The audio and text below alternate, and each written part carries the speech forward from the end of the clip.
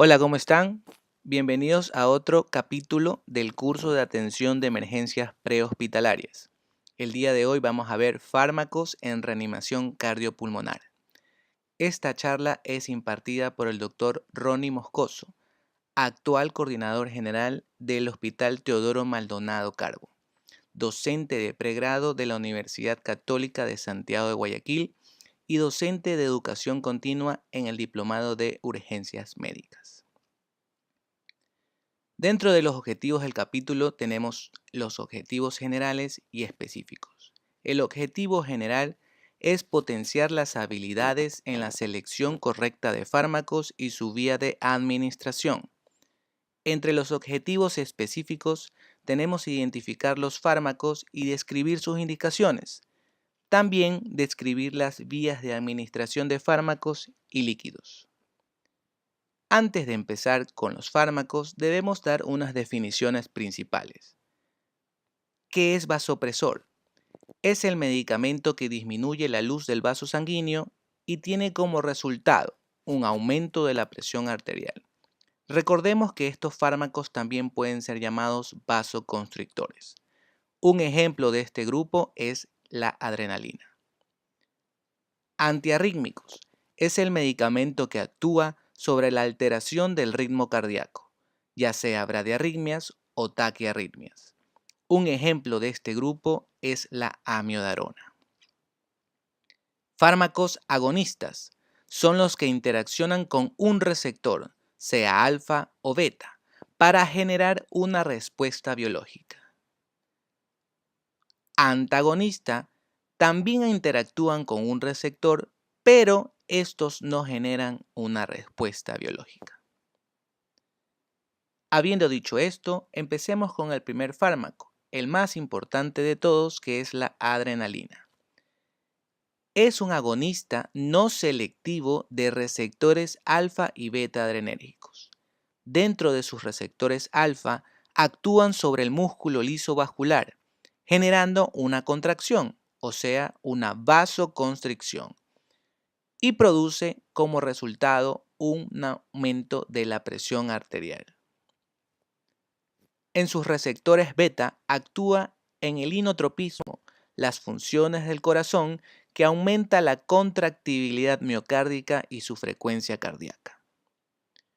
Entre las reacciones adversas por sus receptores beta pueden dar como resultado una arritmia ventricular ectópica.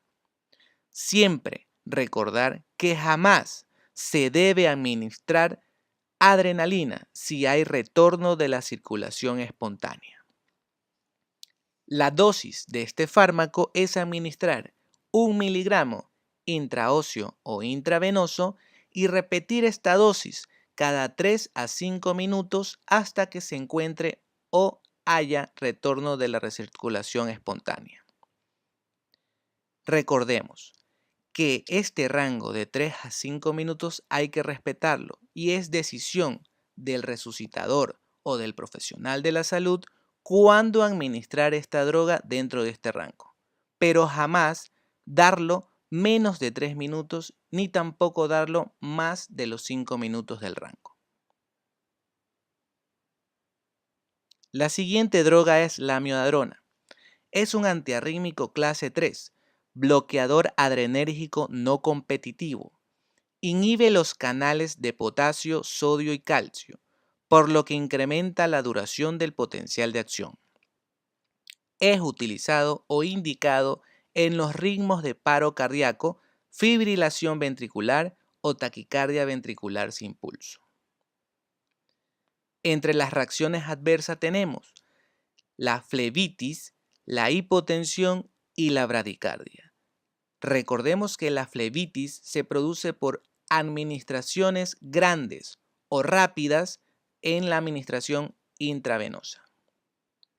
Dentro de sus interacciones tenemos con 3 grandes grupos: los digitálicos, los beta bloqueantes y los antagonistas de calcio. Recordemos que su interacción va a producir un aumento de la bradicardia cuando exista un retorno de la circulación espontánea. La dosis es administrar la amiodarona de 300 miligramos IV o IO en bolo como primera dosis. Podemos repetir una segunda dosis a la mitad, o sea, 150 miligramos, también en bolo IV o intraóseo. Lidocaína. La lidocaína es un bloqueante del canal de sodio, que aumenta el periodo refractario del miocito.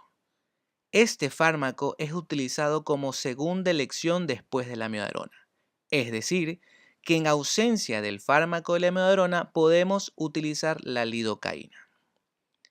Entre sus reacciones adversas tenemos crisis convulsivas, que se pueden dar por una administración rápida de dosis grandes de lidocaína.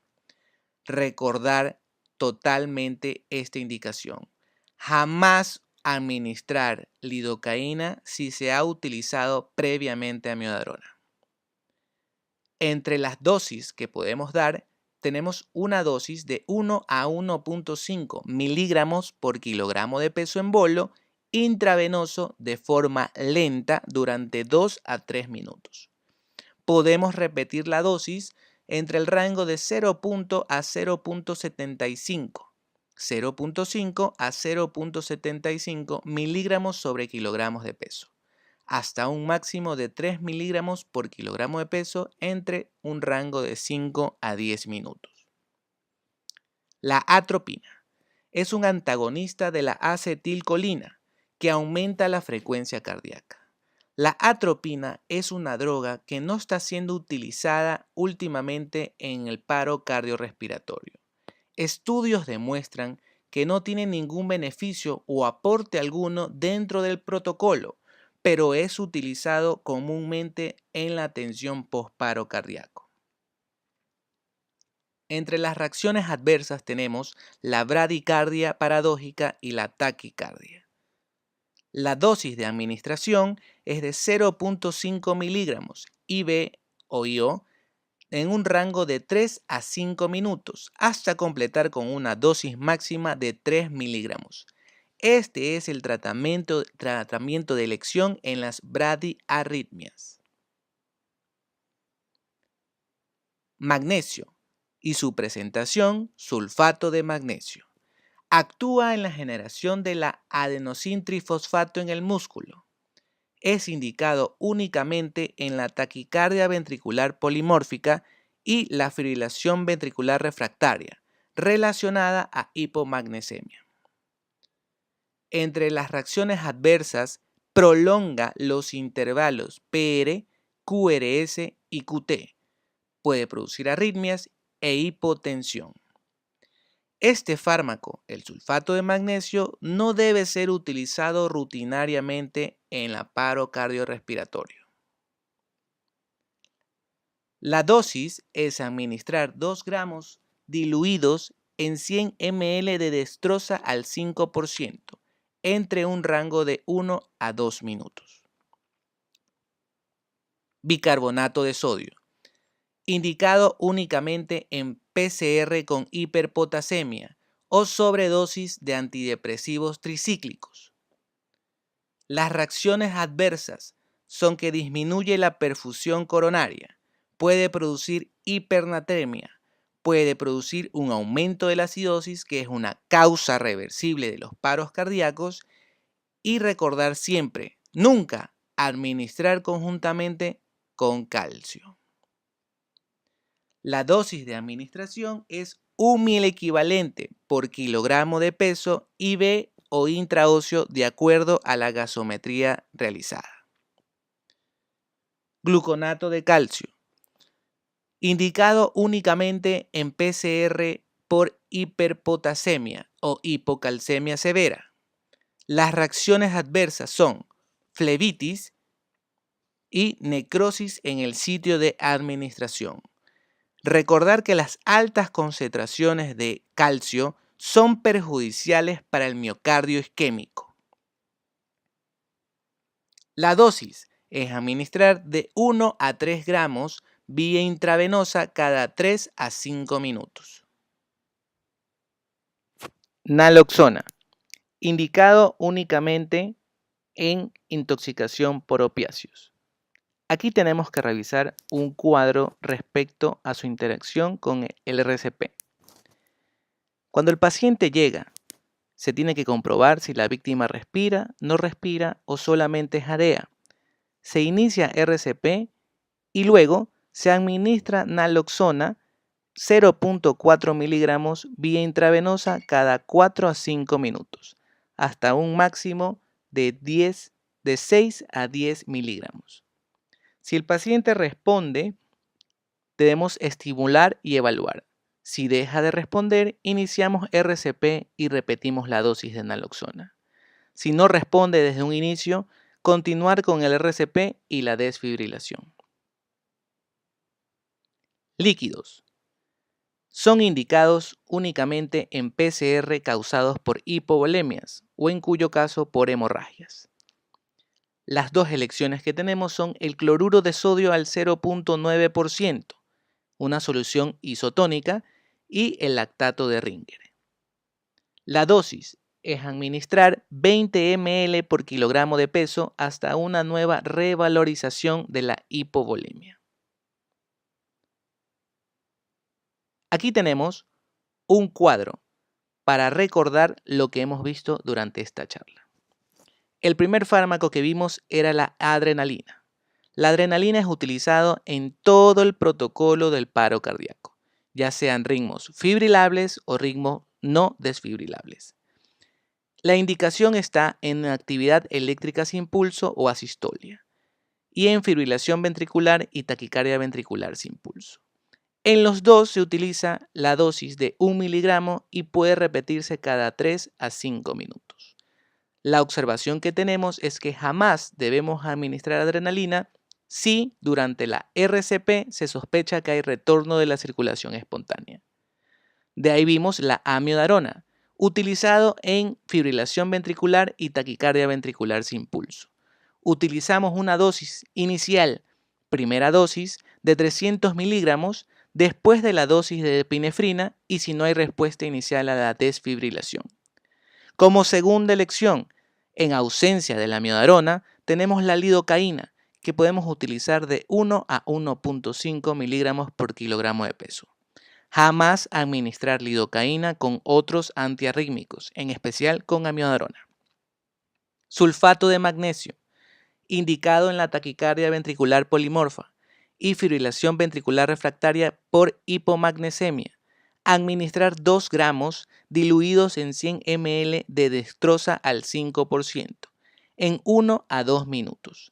Se puede repetir esta dosis después de 10 a 15 minutos. Bicarbonato de sodio, PCR con hiperpotasemia o intoxicación por antidepresivos tricíclicos. Se debe administrar 1 milequivalente por kilogramo de peso, IV o IO, a pasar lentamente y repetir según la condición clínica y el resultado de las gasometrías. Jamás se debe administrar en conjunto con el calcio o gluconato de calcio. PCR con hiperpotasemia o hipocalcemia severa. El fármaco elección o la presentación es el gluconato de calcio. Su dosis es de 1 a 3 gramos cada 3 a 5 minutos. No se debe administrar, como le habíamos dicho anteriormente, junto al bicarbonato de sodio. PCR por intoxicación por opiáceos. La naloxona es el fármaco de elección. 0.4 miligramos que puede repetirse cada 4 o 5 minutos hasta un máximo de 6 a 10 miligramos de dosis. Y por último, la PCR con hipovolemia se debe administrar solución salina o cloruro de sodio al 0.9%, que es una solución isotónica. Su dosis son 20 ml por kilogramo de peso. Entre las observaciones es que jamás se debe utilizar en conjunto con sueros glucosados, o sea, con dextrosa. Bueno, espero que les haya servido mucho esta charla y que hayan aprendido todos los fármacos que se utilizan en el protocolo de paro cardíaco. Más adelante vamos a aprender su interacción junto con el protocolo y los procedimientos que debemos realizar. Muchas gracias.